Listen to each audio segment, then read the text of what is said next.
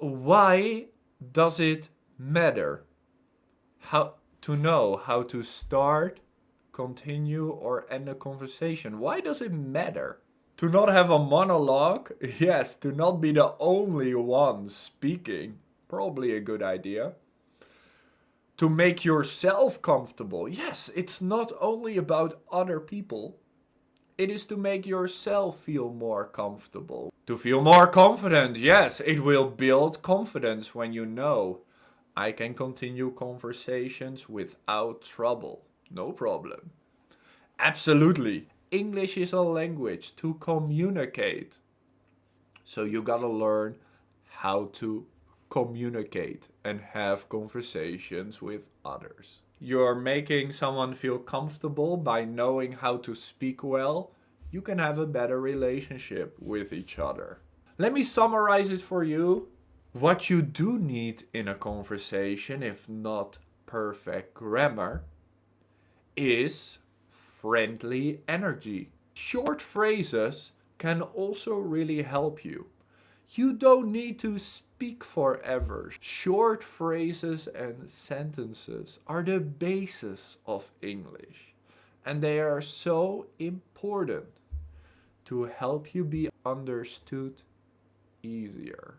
So it is important to have a friendly energy, short phrases, and a clear rhythm. You combine these three things, you can have a perfect conversation from start to end. That's all you have to do. Friendly energy, short phrases, and a clear rhythm. Remember what English is.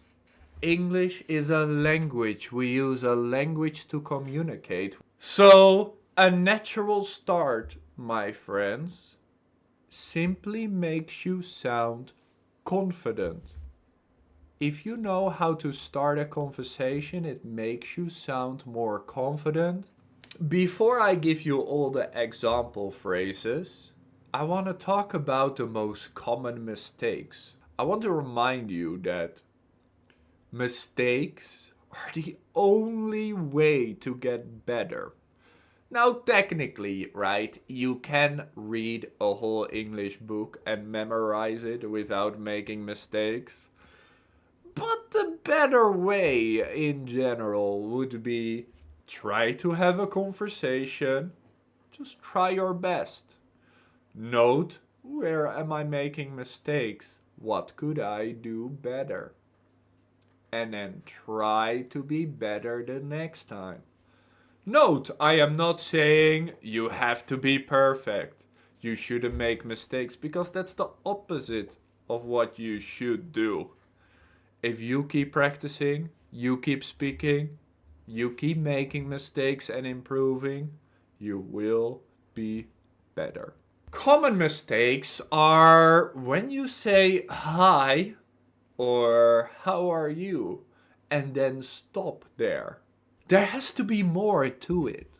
Gotta give enough information so the other person can continue the conversation, but not too much, so it sounds like a monologue. Mistake number 2 would be using phrases that are too formal. An example of a formal mistake would be good morning, how do you do? While good morning, how do you do is grammatically correct English, in a normal conversation, it's just too formal. You shouldn't do it. There is no reason to speak like that. That's a common mistake too. Using English that is like book English, ALTS English, or just too formal. Chill. Relax. Okay, relax. Now, the third mistake that I want to mention is a mistake I tend to make, or I used to make at least, especially when I feel nervous, which is ending the conversation suddenly without a clear signal. Where you're feeling like, this conversation is coming to an end, and you just say bye or, well, see you next time. Ending suddenly without a clear signal.